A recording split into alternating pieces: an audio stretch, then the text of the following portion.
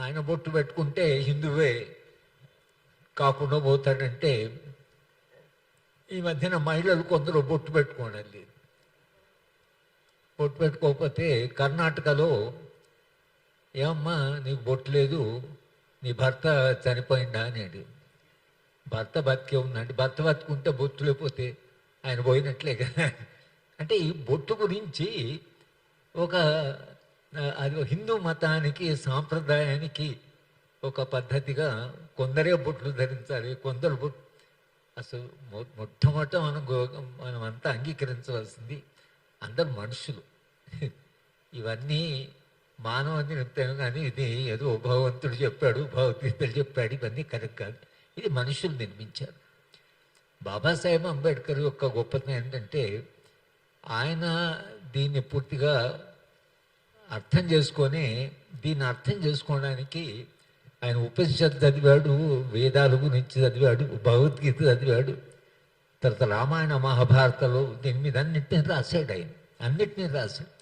దీని మూలాలు ఎక్కడున్నాయి, కులం యొక్క మూలాలు ఎక్కడున్నాయని వెతుకుతూ ఆయన శాస్త్రాల్లోకి వెళ్ళాడు.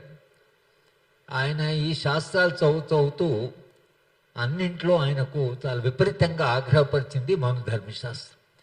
మనుధర్మశాస్త్రంలో రాసిన ఈ మొత్తము అంచెలంచెల వ్యవస్థ, పురుషాధిక్యత, వీటినన్నీ చూసి, ఎందుకంటే మను ఎంత దుర్మార్గుడు అంటే ఒక బ్రాహ్మడు దొంగతనం చేస్తే గంగా నదిలో మునిగితే సరిపోతుంది, అదే దళితుడు చేస్తే చెయ్యి నరకాలి.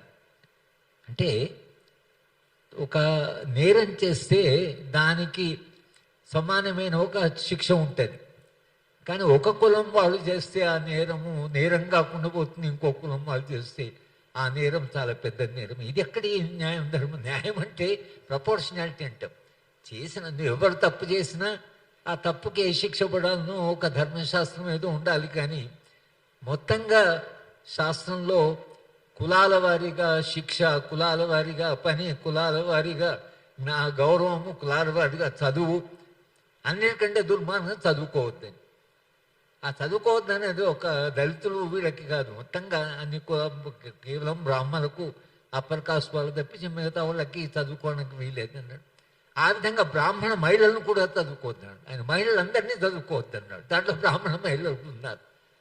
బ్రాహ్మణ మహిళలు అంటే అప్పుడప్పుడు వినొచ్చు, ఇంట్లో శాస్త్రాలు వచ్చేసి, కానీ నేర్చుకుంటే వాళ్ళ చెవులలో సీసం పోయాలి అన్నాడు. అంటే ఎంత దుర్మార్గమైనటువంటి ఒక రచన ఇది అసలు. అందుకని ఆయన కోపం అంతా అంటుపెట్టేశాడు.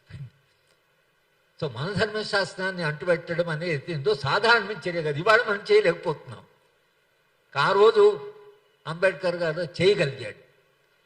కనుక అంబేద్కర్ రచనలో మనం స్పష్టంగా ముఖ్యంగా ఆయన కుల నిర్మూలన, రెండవది రెవల్యూషన్ అండ్ కౌంటర్ రెవల్యూషన్, అంటే విప్లవము ప్రతిఘాత విప్లవం అని రాసిన వ్యాసంలో ఆయన చాలా స్పష్టంగా ఉన్నటువంటి ఈ దేశంలో మార్పు రావడము సాధారణంగా మార్పు రాదు, మార్పు రావడం చాలా కష్టము. మార్పు వచ్చినా ఆ మార్పుకు వ్యతిరేకంగా తప్పకుండా మళ్ళీ బ్రాహ్మినిజం ఒక రెవల్యూషన్ తీసుకొచ్చి ఆ వచ్చిన మార్పును వెనక్కి తీసుకుపోతుంది. ఇది నా దృష్టిలో ఏ మోడర్న్ థింకర్ కూడా చెప్పలేదు. సమాజాన్ని మళ్ళీ వెనక్కి తీసుకుపోతారు అనేటువంటి బాబాసాహెబ్ ముందే ఊహించాడు. ఊహించాయన అంటే దానికి ఆయన మూల ఎక్కడ వెతికా అంటే బౌద్ధంలో. బౌద్ధ మతం అనేది ఏదైతుందో ఆ మతమే ఒకవేళ ఈ దేశంలో చైనా లాగా, జపాన్ లాగా భిన్న దేశాలు వెళ్ళినట్లుగా మన దేశంలో కూడా వస్తే పరిస్థితి వేరే. మేము చైనా వెళ్ళినప్పుడు ఇద్దరు అబ్బాయి అమ్మాయి మాకు చైనా షాంఘాయ్ నగరం చూపిస్తున్నారు. నేను మధ్యాహ్నం మీకు ఏ మతం అని, మాకు మతం లేదన్న. బౌద్ధం కూడా మాకు మతం ఏం అవసరం, మాకు మతమే అవసరం లేదంట. అంటే మతరహిత సమాజం అయిపోయింది అది. కొందరు ఏ మతం లేదని అంటున్నారు పిల్లలు. మనం ఊహించలేము. ఇండియాలో మీ మతం ఏంటంటే నాకు మతం లేదనే వాళ్ళు నాకు తెలిసి ఎక్కడ ఎవరు మతం లేదని. బౌద్ధాన్ని బ్రాహ్మలు దాన్ని ధ్వంసం చేసి బౌద్ధ భిక్షను చంపి బౌద్ధ ఆరామాలని కూలగొట్టి వాళ్ళు చేశారు. కాబట్టి ఆయన ఏమన్నాడంటే ఒకవేళ ఈ దేశంలో దళితులు చైతన్యవంతులై ఆ మిగతా కులాలన్నీ చైతన్యవంతులై ఒకవేళ ఏదైనా విప్లవం లాంటి వాళ్ళు తీసుకొచ్చినా మళ్ళీ బ్రాహ్మలు దానికి తప్పకుండా ఒక ప్రతిఘాతు తీసుకొచ్చి బ్రహ్మిజం మళ్ళీ వస్తాయని చెప్పారు. ఇది మన జీవితంలో జరిగింది. మాయావతి గారు ముఖ్యమంత్రి అయ్యారు.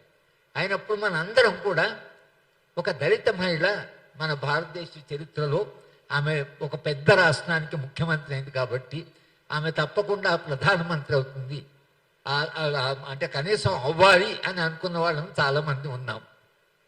ఏమైంది? మాయావతి గారి వాళ్ళు ఎక్కడున్నారు? ఉత్తరప్రదేశ్లో ఎవరు అధికారంకి వచ్చారు? ఒక దళిత మహిళ అధికారం ఉన్నటువంటి ఉత్తరప్రదేశ్లో ఇవాళ కాషాయ వస్త్రాలు ధరించినటువంటి ఆదిత్యనాథ్ వచ్చాడు. This is what Ambedkar suspected. Ambedkar ఏమిటంటే నువ్వు వచ్చినా నేను కొనసాగించు, నువ్వు తప్పకుండా దానికి కౌంటర్ రెవల్యూషన్ తీసుకొస్తారు అనేటువంటి మన జీవితకాలంలో మనం చూస్తున్నాం. కనుక హిందుత్వ భావజాలం ఉన్న వాళ్ళు వాళ్ళ అధికారంలోకే వచ్చేస్తారు. ఇవాళ మనం ఏనాడు వస్తారని మనం ఊహించలేదు. ఇట్లా మా తరము ఇట్లా అయిపోతుందని మేమన్నా అనుకోదు. ఇక్కడ తప్పకుండా సమాజంలో మార్పు వస్తుంది. పిల్లలు చదువుకుంటున్నారు, దళిత పిల్లలు చదువుకుంటున్నారు. నేను 20 మంది దాదాపు 10-13 మంది దళిత పిల్లల్ని గైడెన్స్ ఇచ్చాను. ఆ పిల్లలందరూ అలహాబాద్ యూనివర్సిటీలో ఉన్నారు, గుజరాత్ సెంట్రల్ వస్తున్నాడు, ఢిల్లీ మా సుకుమార్ ఉన్నాడు, ఇగ్నోలో మా సౌజన్యం ఉంది. వీళ్ళంతా దళిత పిల్లలు. కానీ మీరు వాళ్ళు ప్రాపర్గా వాళ్ళకి మీరు గైడెన్స్ చేస్తే వాళ్ళు చాలా అద్భుతంగా ఇవాళ సుకుమార్ ఆయన ఢిల్లీ పెద్ద ఫోర్సు. అంటే పిల్లలు చదువుకునే అవకాశం ఇస్తే తెలివి తప్పకుండా అందరికీ ఉంటుంది. కానీ చదవనివ్వం. అందుకని అంబేద్కర్ గారు విద్య కూడా సామాజిక మార్పుకు ఒక సాధనం అనేటువంటిది ఒక విషయం చేశారు. కానీ మనకిప్పుడు ఇక్కడ చర్చలో ఉన్నది ఏమిటంటే మేము క్రిస్టియన్ మతంలోకి వెళ్తాము అని అంటే మీరు దళితులు కాదు, మీకు కులం పోయినట్లే. కులం పోతే ఆ కులం పోవాలని మనం అంటున్నాం. నీకు కులంతో వచ్చిన ప్రివిలేజెస్ ఏవైతున్నాయో లేదా కొన్ని ప్రయోజనాలు ఏవైతున్నాయో అవి మీకు ఉండవు. అంతే కదా. ఇప్పుడు క్రిస్టియన్ అయితే మీరు కులం ఉండదు అంటే దాని అర్థం ఏంటంటే కులంతో పాటు ఇచ్చినట్లే. ఆ కులం ఎందుకు ఇచ్చారంటే ఇంతకాలంగా కొన్ని వందల సంవత్సరాలు మా వివక్ష, మమ్మల్ని పైకి రానిలేదు, చదువుకోనివ్వలేదు, మా భూమి లేదు, ఏం లేదు, గౌరవం లేదు అనే పోరాటంలో నుంచి ఇవాళ భారత రాజ్యాంగం కొన్ని ఇది మార్పు కొరకని కొన్ని రిజర్వేషన్స్ ఉండాలి, ఉంటేనే సమాజంలో మార్పు వస్తుంది. రాజ్యాధికారంలో కొంచెం వాటా ఉన్న మార్పుకు సాధనం అనుకొని రిజర్వేషన్స్ వచ్చినాయి. నువ్వు రిజర్వేషన్స్ వచ్చినా కూడా గ్రామీణ పరిస్థితిలో వివక్షలో తేడా ఏం రాలేదు. ఏం తేడా రాలేదు. ఇప్పటికీ ఇంకా అదే అన్టచబిలిటీ కొనసాగుతున్నది. పోనీ రిజర్వేషన్ ఇవన్నీ పోనివ్వండి, దేవాలయంలో పోతామే అంటే దేవాలయానికి నువ్వు రావడానికి లేదంటున్నారు. మా మహబూబ్నగర్ జిల్లాలో పాతపల్లిలో అబ్బాయి చదువుకున్నవాడు పెళ్లి చేసుకున్నాడు, చదువుకున్న పిల్లవాడు కాబట్టి అక్కడ ఓ టెంపుల్ ఉన్నది, ఆ టెంపుల్ పోయారు. పెళ్లి చేసుకున్న తర్వాత దైవ దర్శనం అని పోయింది. ఆ ఇద్దరు పిల్లల్ని వీళ్ళు కొట్టడమే కాకుండా వాళ్ళ గుడిసెలన్నీ పీకేసి, మొత్తం దళిత గుడిసెలన్నీ పీకేసి అక్కడ నుంచి వాళ్ళంతా ఎడగొడితే వాళ్ళు రోడ్డు దగ్గర వచ్చి మళ్ళీ గుడిసెలు వేసుకుని అక్కడ ఉంటే ఆ గుడిసెలు వేసుకున్న తర్వాత గ్రామంలో ఎవరైనా చనిపోతే గుడిసె కింద వచ్చి అది పాతి పెట్టాడు శవాలను. అంటే ఇది నువ్వు ఇప్పుడు కూడా నువ్వు దేవాలయానికి రావు, దేవాలయానికి పోతే నువ్వు గ్రామంలో నుంచి వాళ్ళని బహిష్కరించేసి వాళ్ళని ఇంత ఇచ్చేసిన తర్వాత నువ్వు నీ కులం మారొద్దు నువ్వు అని అంటే నువ్వు నన్ను గౌరవించవు, సమానంగా చూడవు, గ్రామంలో నా దేవాలయానికి రానివ్వవు. నన్ను పక్క మతం వాళ్ళు నన్ను గౌరవిస్తున్నారు, నన్ను చర్చలకు రానిస్తున్నారు. నా గౌరవం పెరిగింది, కొంత గౌరవం పెరిగినంత మాత్రం ఆర్థిక పరిస్థితి నా సామాజిక పరిస్థితి మారినట్లు కాదు. అది వచ్చే మతం మారినంత మన గుడిసే మన ఇవన్నీ మారవు కదా. ఆ గుడిసెలోనే ఓ చిన్న జీసస్ విగ్రహం పెట్టుకుంటారు. కానీ ఎందుకు క్రిస్టియన్ మతంలోకి పోతారు అనడానికి నేను నా వ్యక్తిగతమైన జీవితం నుంచి ఒక ఎగ్జాంపుల్ చెప్తాను. నేను ఎంఏ చదివేప్పుడు జగన్నాథ్ అని నాకు స్నేహితుడు, చాలా దగ్గర స్నేహితుడు. ఈ జగన్నాథ్ మన అప్పుడు నౌబత్ పహాడ్ అనేవాడు, ఇప్పుడు బిర్లా మందిరం చోట తండ్రి రిక్షా పుల్లర్, తల్లి స్వీపర్. ఆమె ఊడ్చడానికి ఉండేది, తండ్రి ఏమో రిక్షా పుల్లర్. ఈ అబ్బాయి మాత్రం చదువుకున్నాడు. తల్లి కష్టపడి పిలవడం చదువుకుని ఆయన ఆ కాలంలో 1906లో ఇంజనీర్ అయ్యాడు, ఎలక్ట్రానిక్ ఇంజనీర్. ఎలక్ట్రానిక్ ఇంజనీర్ అయిన తర్వాత మేము ఇద్దరం చాలా దగ్గర స్నేహితులం కాబట్టి అసలు ఆయన ఈసీఐలో జాయిన్ అయ్యి అక్కడ నుంచి ఆయనకు అమెరికా పోవడానికి ఫెలోషిప్ వచ్చింది. మా జగన్నాథం అంటే మేము జగ్గు అనేవాడు. జగన్నాథం ఏంటంటే నేను మీ ఊరికి వచ్చి మీ తల్లిదండ్రుల ఆశీర్వచనం కూడా తీసుకోవాలి. మా పరిస్థితి ఏమిటంటే మా ఇంట్లో ఇద్దరు ముసలమ్మలు ఉండేవాళ్ళు. ఆయన దళితని తెలిసి ఇంట్లోకి వచ్చిండంటే వాడు నరకానికి పోతామని చెప్పేసి ఇల్లంతా కలుపుకొని ఇల్లంతా పాలు చల్లుకొని ఇది ఒక పెద్ద సమస్య. ఏం చేయాలి? మా జగన్నాథ్ చెప్పిన ఆయన కథ. ఆయన ఇక్కడ హైదరాబాద్ పెరిగింది కాబట్టి తర్వాత నువ్వు అమెరికా నుంచి వచ్చినాక వద్దు జగన్నాథ్ అంటే లేనే తప్పకుండా మా పోల్సిందే. నేనేమో ఇది చెప్పలేను, మీరు మా ఇంటికి రావాలంటే నాకు ఇబ్బంది ఉందని నాకు చెప్పడానికి కొంత వెనుక ఉంది. సరే నేను తీసుకెళ్ళాను మా గ్రామాన్ని. తీసుకెళ్ళిన తర్వాత మా డ్రాయింగ్ రూమ్లో కూర్చోబెడితే మా నాయనమ్మ అమ్మమ్మ ఇద్దరు ఉన్నారు. ఎవర్రా నేను వచ్చిన స్నేహితుడు అడిగేది మన దేశంలో ఫస్ట్ అడిగారు కులమే. నేను ఆయన క్రిస్టియన్ అని చెప్పి క్రిస్టియన్ వాడు పర్వాలేదు, దళిత్ అన్న అనుకోండి అది చాలా పెద్ద సమస్య. అంటే నేను ఆయన దళితే, తల్లి స్వీపరు, తండ్రి రిక్షా పుల్లరు, నిజానికి చాలా గౌరవించాలి. అటువంటి పిల్లవాడు తల్లిదండ్రులు అంత పరిస్థితిలో ఉన్నా చదువుకొని ఇంజనీరింగ్ చదివాడు పిల్లవాడు. ఆ ఇంజనీరింగ్ చదువుకున్నాను కానీ గౌరవం ఉండాలి కదా. మనం ఆయన ఇంజనీరింగ్ పిల్లవాడు ఇంజనీర్ అంటే గౌరవం ఉండాలి కదా. ఇంజనీర్ కాదు వాళ్ళకి అడిగేది ఆయన ఏం చేస్తున్నాడు కాదు, ఏం కులం అని అడుగుతారు. కులము మనం ఒకసారి ఆయన దళితుడు అని చెప్తూనే ఇక మొత్తం ఇంట్లో వ్యవహారం అంతా మారిపోతుంది. ఈ బ్రాహ్మణీజం కూడా ఎట్లా ప్రాక్టీస్ చేస్తానండి మాకు, ఎందుకంటే నేను ఆ సామాజిక నేపథ్యం నుంచి వచ్చాను నాకు తెలుసు ఎట్లా ప్రాక్టీస్ చేస్తారని. ఎంత అసలు వాళ్ళ పట్ల ఇందిరాగాంధీ ప్రధానమంత్రి అయిన తర్వాత దళితుల్లో కొంత మార్పు వచ్చింది. మా అమ్మ అనేది ఒకటి వచ్చింది. మా అమ్మ ఉన్నది అని ఒక ధైర్యం వచ్చి మా ఊళ్ళో మా అమ్మ బస్ స్టాండ్ పోతుంటే దళితులు ఈ పాగాగా ఉంటే ఆమె వస్తే పాగా తీసేసి పక్కన నిలబడి చెప్పులు ఇచ్చి దండం పెట్టి ఇది చేసేవాళ్ళు. ఈ ఇందిరాగాంధీ వచ్చిన తర్వాత దళితుల మీద ఆమె ప్రత్యేకంగా శ్రద్ధ పెట్టేవారు. కొంచెం గ్రామంలో కాన్ఫిడెన్స్ పెరిగి ఆ పాగాగా తీసేయడం లేదు. మా అమ్మ బస్ స్టాండ్ పోతుంటే ఎదురుగా వచ్చి దండం పెడుతున్నాడు, కానీ పాగా చెప్పులు తీసేయడం పోయింది, మార్పు వచ్చింది కొంత. మా అమ్మ నేను పోతే ఊరంతా పాడైపోయింది అంటే ఏమైందంటే మానవ అది కాదు, అడ్డం వస్తే అప్పుడు తీసేది, రుమాలు తీసేది, చెప్పులు తీసేది, ఇప్పుడు అంతా మానేశారు, దండం పెడుతున్నారు, కానీ అసలు ఎంత పూర్తి గ్రామం పాడైపోయింది అన్న. అమ్మ వాళ్ళు మనుషులు కదా, అంత కూడా ఆయన కూడా అంత గౌరవంగా నీ ఎదురుగా నడిచి నీకు దండం ఇంకా దండం పెడుతున్నాడు కదా, ఆయన చెప్పులు వేస్తే నీకు మంచిగా అనిపించలేదా? మనుషులు మారాడు, మనిషి ఇంత గౌరవంగా మారాడు అని నీకు అనిపించడం లేదా అని నేను అడిగితే వాళ్ళేమో చదువుకోకుండా చెడిపోయినావు, నువ్వేమో చదువుకొని చెడిపోయినావు అన్నది మా అమ్మ. అంటే ఆలోచన మా అమ్మ దృష్టిలో నేను చెడిపోవడం. మా పక్కవాళ్ళు చెప్పాడు మా పెద్దవాడు అయితే పూర్తి చెడిపోయింది అసలు వాడు, ఏం చదువు చెప్పిందో ఏమో. ఈ నమ్మకాలు, ఈ విశ్వాసాలు, అందుకని ఓ దళితులు ఏమంటే నువ్వు నీ గుడిలోకి రానివ్వవు, మీ ఇంట్లోకి రానివ్వవు, నువ్వు సమానంగా చూడవు. కనుక పక్క మతం నన్ను చర్చిలోకి రానిస్తుంది, నాకు పూజ చేయనిస్తుంది, నన్ను దేవుడిని పెట్టుకొనిస్తుంది, నన్ను ఒక రకంగా వాడు ఏ కొంచెం వివక్ష ఉన్నా తక్కువనే మిగతా వివక్ష ఉంది కాబట్టి నేను క్రిస్టియన్ మతంలో పోతాను గౌరవం కొరకని. నువ్వు గౌరవం కొరకని క్రిస్టియన్ మతంలో పోతా అంటే నీకు ఇవన్నీ ఇవ్వం, నీకు రిజర్వేషన్ అంటే నువ్వేమో మారవు, నువ్వు నన్ను గౌరవించవు, నువ్వు దేవుని గుళ్ళోకి రానివ్వవు, రానిచ్చేవాడు గడిపోతా అంటే నీకు రిజర్వేషన్ ఇవ్వవు. ఇది రెండు వైపుల నుంచి నెట్టడు మార్పుని.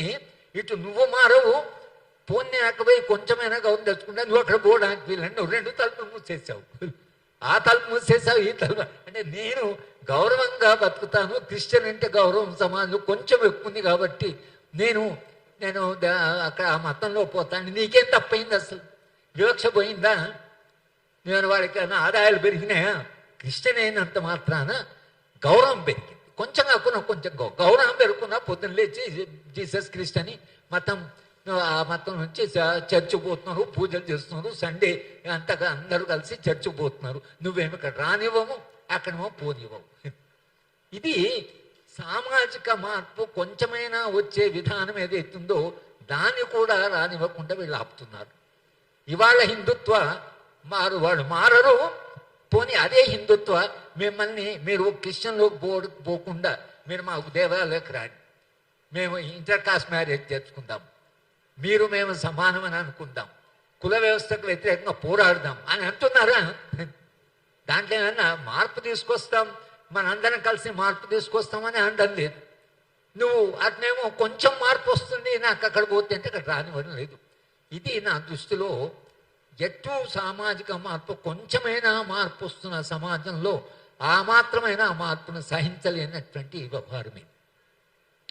అందుకనే మనం ఇవాళ క్రిస్టియన్స్ని దళితులుగానే రికగ్నైజ్ చేయాలని మనం ఎందుకు అంటున్నామంటే, మేము అక్కడ పోయింది కొంచెం నువ్వు గౌరవమే లేదు కానీ నేను అక్కడ పోయినంత మాత్రాన నీకుండే ఈ కాస్త ప్రయోజనాలు ఇవ్వను అనేది అయితే అనడము, దానికి న్యాయ వ్యవస్థ దానికి కూడా మద్దతు పలకడం చాలా విషాదం. న్యాయ వ్యవస్థ భారత రాజ్యాంగం చదవాలి, బాబాసాహెబ్ అంబేద్కర్ రచనలు చదివి ఉండాలి, న్యాయమూర్తి అంటే ఈ దేశంలో వచ్చే మార్పు గురించి చదివి ఉండాలి, ఈ దేశంలో మార్పు రావాలనే భారత రాజ్యాంగంలో రాసింది. అయినా ఇవాళ న్యాయ వ్యవస్థ వాళ్ళు మారితే ఈ కులము ఏదైతుందో ఇది ఉండదు అనేటువంటిది ఏదైతుందో, దీన్ని మనం తప్పకుండా సమాజంలో చాలా పెద్ద చర్చ జరుగుతుంది. అంటే ఈ చర్చ మన గౌరవానికి సంబంధించింది, మన స్వేచ్ఛకు సంబంధించింది కూడా.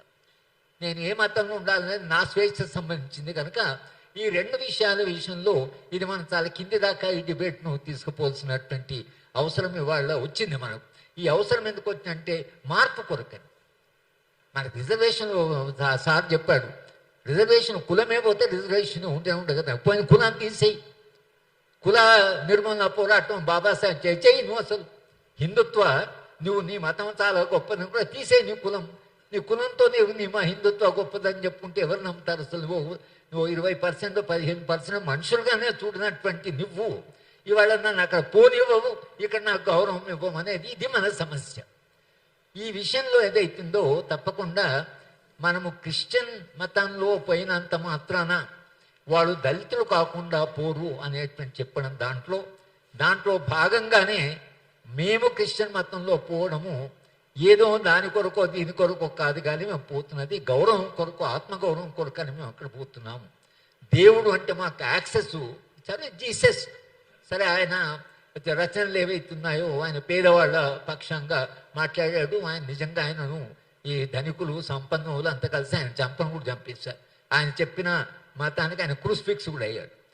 దాంట్లో కూడా ఆయన ఏమందంటే పాపం వాళ్ళకి తెలియక నా మీద ఇచ్చేస్తున్నారు కానీ తర్వాత అయినా వాళ్ళు గుర్తుపట్టుకుంటారని ఆయన క్షమించాడు వాళ్ళు.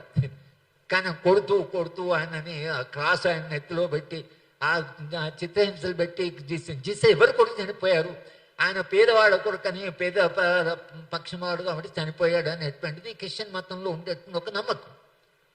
ఇవాళ ఆ జీసస్ను మీరు మరి మన దేవుళ్ళు ఎవరి కొరికే బతుకారు, ఎవరి కొరికి వాళ్ళు పోరాడారు, ఎవరన్నా చదువుకుంటామంటే వాడిని చేయి కోసారు, వాడికి వేలు కోసారు, వాడు చదువుతున్న వాడిని చదువుకోనివ్వలేదు. మరి ఈ పరిస్థితిలో చర్చ ఆత్మగౌరవానికి సంబంధించి మనకు స్వేచ్ఛకు సంబంధించింది. ఈ చర్చ మీరు మారనన్నా మారండి లేదా మమ్మల్ని మారనివ్వండి, ఇది చర్చ. మీరు మమ్మల్ని అక్కడ పోను ఎక్కడ పిల్లిని గదిలో వేసి నువ్వు ఎక్కడ వెళ్ళడానికి వీలేదని అంటే దళితులు ఈ దేశంలో అప్పటి దళితులు కాదు, మీరు అనుకున్న దళితులు కాదు, అది చాలా మారింది. ఇవాళ చాలా చైతన్యవంతులైన ఉన్నారు, చదువుకున్న వాళ్ళు ఉన్నారు, మాట్లాడే వాళ్ళు ఉన్నారు, చైతన్యవంతులు ఉన్నారు, గ్రామాల్లో రాజకీయాల్లో పైకి వచ్చిన వాళ్ళు ఉన్నారు.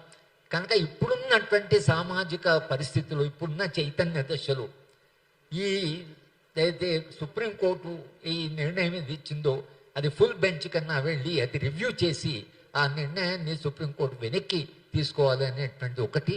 రెండవది చర్చని ఇంకా మరింత లోతుగా తీసుకెళ్ళి వాళ్ళ కుట్రని ఎట్లయితే సార్ అన్నారో ఆ కుట్రని మనం అర్థం చేసుకొని ప్రజలకు చెప్పగలిగితే మన స్టేట్స్ అంటే మనకుండే ఏదైతే ఇప్పుడున్న పరిస్థితితో ఇంకా మెరుగై, ఇప్పుడు కాకుండా రేపైనా మన అందరం మనుషులము, ఒక మానవీయ సమాజం, మనుషులంతా ప్రేమించుకునే సమాజం వచ్చేదాకా పోరాటాలు ఉంటాయి.